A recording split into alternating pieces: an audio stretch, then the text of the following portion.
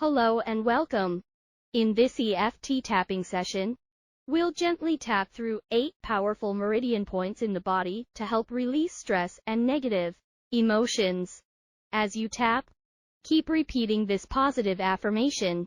As I tap, I release stress and welcome calm, healing, and peace into my mind and body. Follow along and tap with me in sequence. We begin with the eyebrow point.